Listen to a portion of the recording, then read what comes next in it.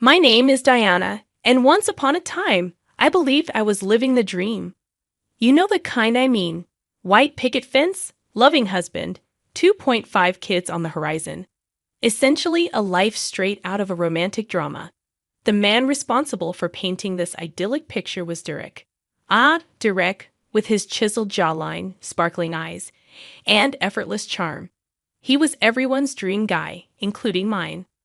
I met him during my last year in college, and it was love at first sight, or at least it felt that way. Derek was a natural romantic. He knew just the right words to say, the perfect gestures to make. Within a year, we were engaged, and a year after that, I was walking down the aisle in a flowing white gown, beaming at the man I thought would be my forever. Ready to be my wife, Derek whispered as we stood in front of the altar, his eyes shining with what I took for love.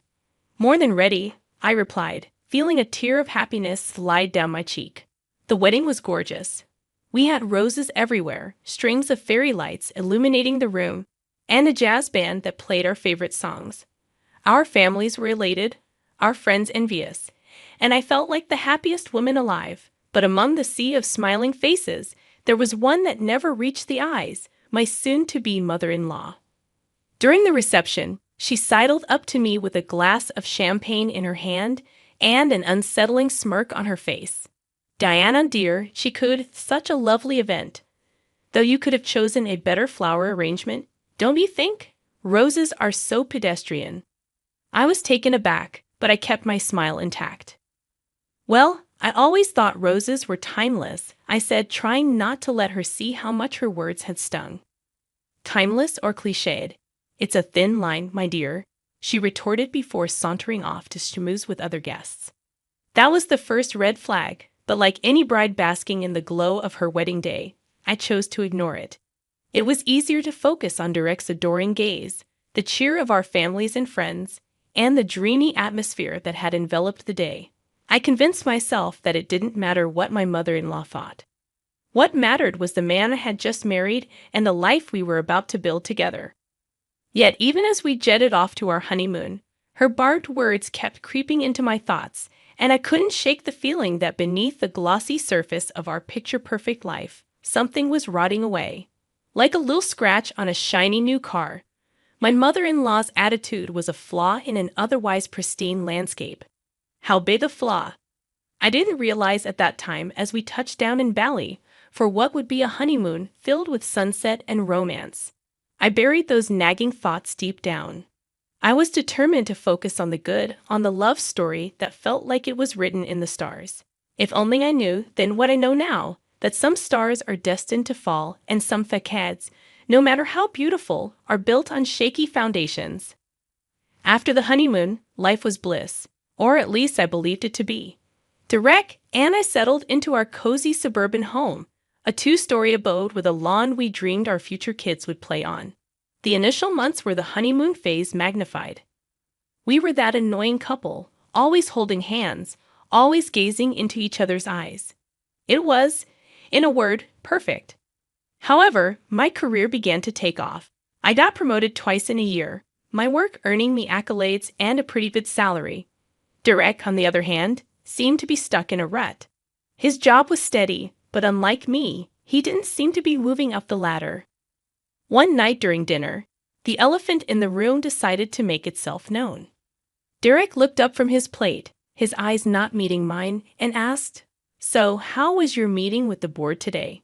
"It went well," I replied, cautiously optimistic. They were impressed with my presentation. There's even talk about another promotion.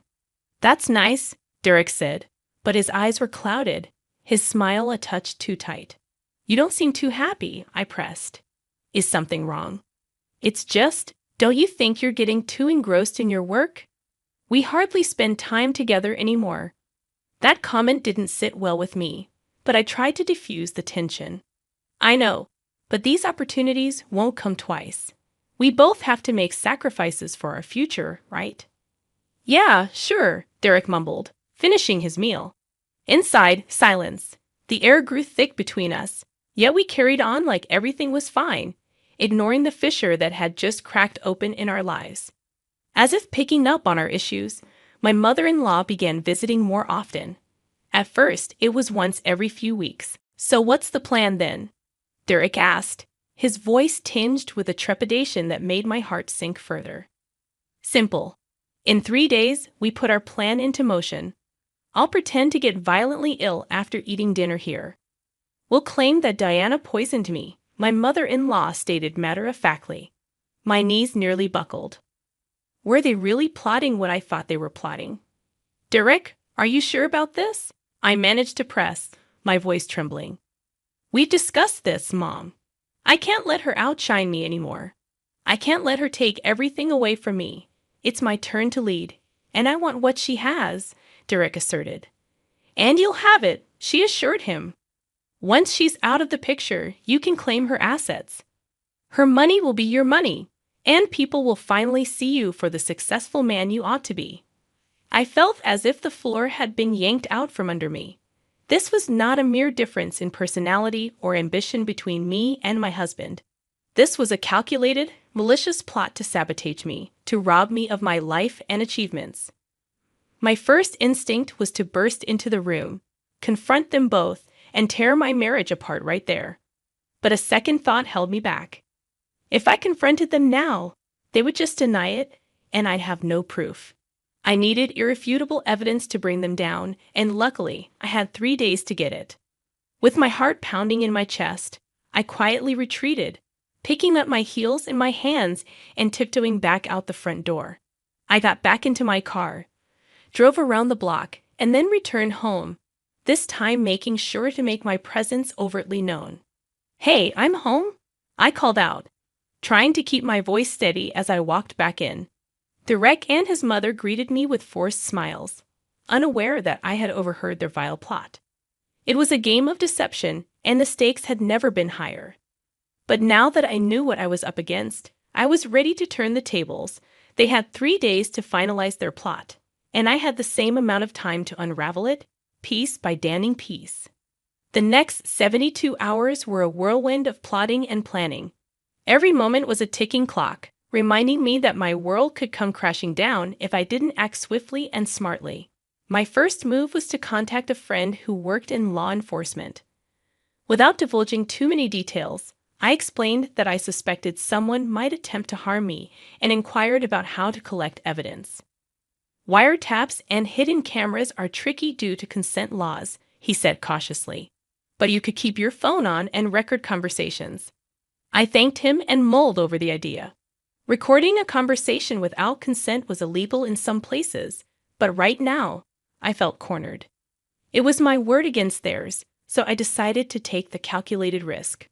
The day of the planned incident came quickly. I could feel my pulse racing the entire day, but I put on the facade of an ignorant, happy wife. Derek and his mother arrived around 6 p.m., the tension in the air so thick you could cut it with a knife. But I pushed forward, serving them with a bright smile as though nothing were amiss.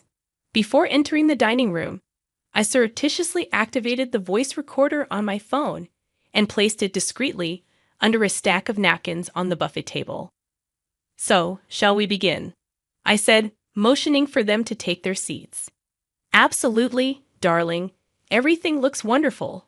Derek smiled back, but his eyes had a glint that I now recognized as deception. I served the first course, a creamy tomato soup that I'd made dozens of times before.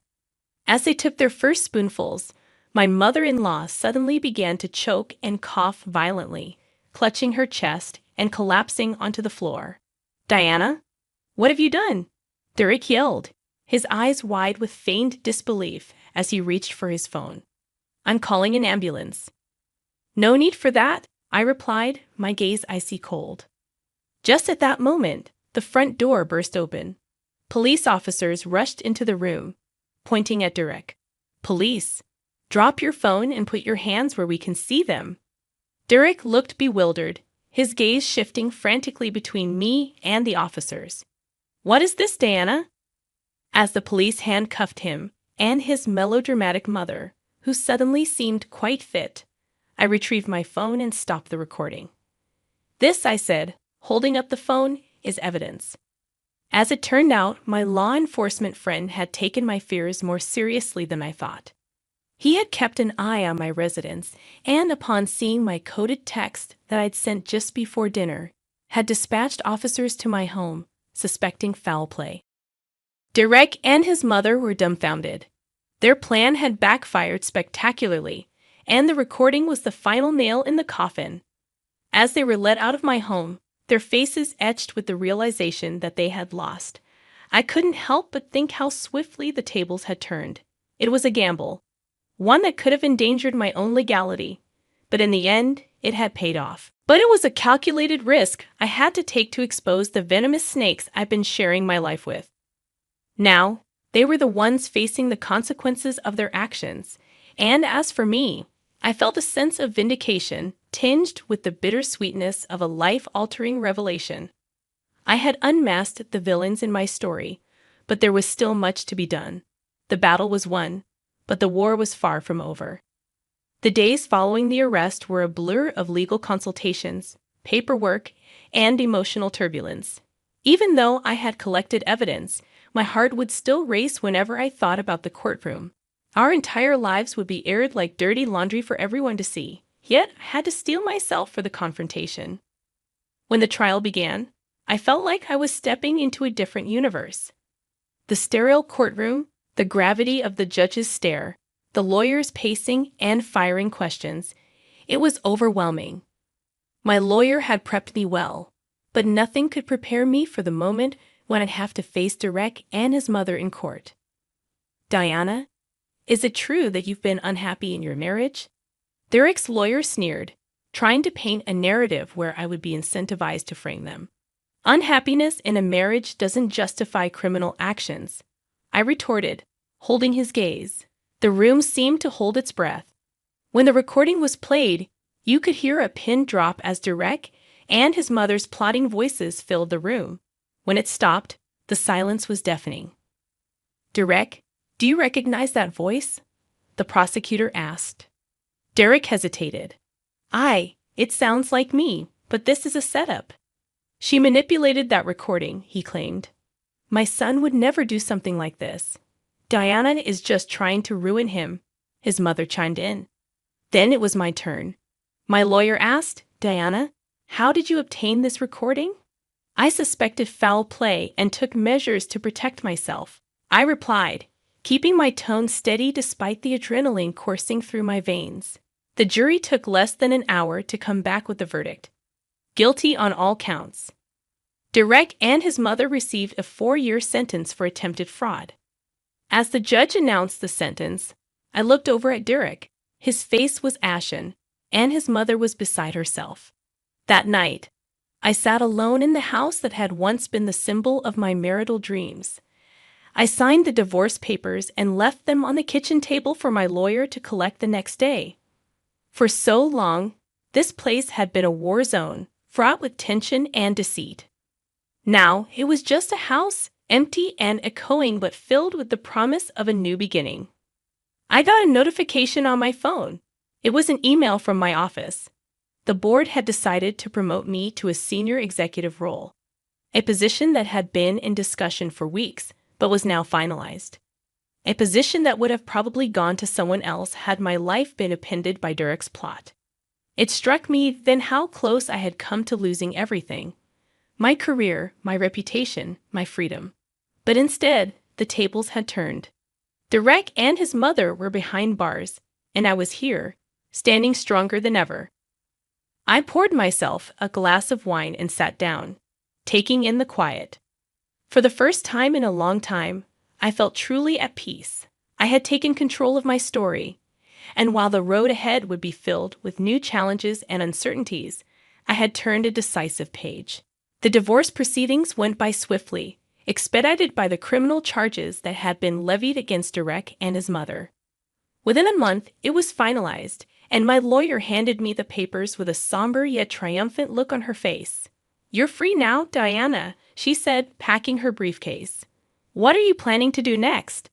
"I think it's time to write a new chapter in my life, one that doesn't include Derek or anyone else who wishes me harm," I replied, taking a deep breath as if to absorb my newfound freedom.